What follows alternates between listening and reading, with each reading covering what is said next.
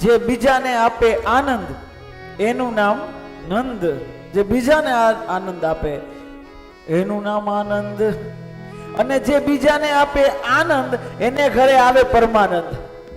પરમાનંદ એના ઘરે આવે કે જે બીજાને આનંદ આવે. આ ઘટનાઓ 5000 વર્ષ બની પહેલા એવું નથી, આ ઘટનાઓ આજ પણ ઘટિત થતી રહી છે. આ દેહ છે એ દેવાલય, અહીંયા કૃષ્ણ પ્રગટ થાય છે, નિત્ય કૃષ્ણ પ્રગટ થાય છે. પણ કેના ઘરે ક્યાં આવ્યો કૃષ્ણ? યશોદાના ગોદમાં. નકર દેવકીએ જન્મ દીધો છે, યશોદાના ગોદમાં રહીમાં. યશોદાના ગોદમાં એટલે યશાંસી દદાતી ઇતિ સા યશોદા. જે બીજાને યશ આપે એનું નામ યશોદા. યશોદાનો અર્થ થાય કે જે બીજાને યશ આપે. આ દુનિયામાં બીજાને યશ દેવું એ દુનિયામાં સૌથી મોટું અઘરામાં અઘરું કામ હોય તો બીજાને જહ દેવો. બીજાને કેવી રીતે?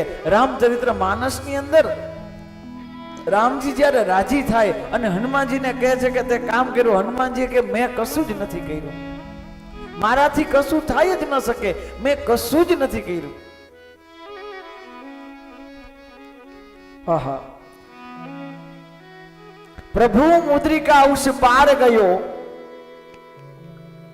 સમુદ્ર પાર કરી ગયો તો ભગવાન તમારી આ મુદ્રિકાના હિસાબે આ દરિયો જો હું પાર કરી શક્યો હોય, લંકા જઈ શક્યો હોય, એમાં મેં કશું જ નથી કર્યું. પ્રભુ મુદ્રિકા ઉસ પાર ગયો. હવે પ્રશ્ન એ થાય કે કોઈ તમને વીંટી આપે તો તમે શું કરો? સોનાની વીંટી આપે તો તમે શું કરો? પહેરો ને. સોનાની વીંટી ક્યાં પહેરાય ને? પણ હનુમાનજી મહારાજે પહેરી નથી, મુખમાં પધરાવી છે. ભગવાનની એ મુદ્રિકાને મુખમાં રાખી છે.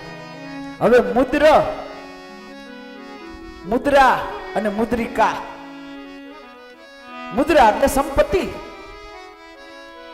મુદ્રા આપણે કે ને આની અહીંયાની ચલણની મુદ્રા. મુદ્રા એટલે સંપત્તિ. હાચી સંપત્તિ ક્યાં પધરાવવાની અને કઈ સંપત્તિ હાચી? રામ નામ એ હાચી સંપત્તિ અને મુખમાં પધરાવવાની છે. જે રામ નામ લે એ પ્રભુની મુદ્રિકા મુખમાં મેલે. પ્રભુ મુદ્રિકા મેલી મુખમાં જલધિ ગાય અચરજ નાઈ. મુદ્રિકા ભગવાનની મુખમાં પધરાવી છે.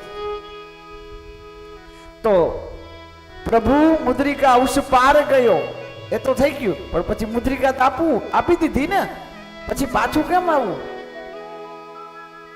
પ્રભુ મુદ્રિકા ઉસ પાર ગયો, ચુડામણી ઈસ પાર.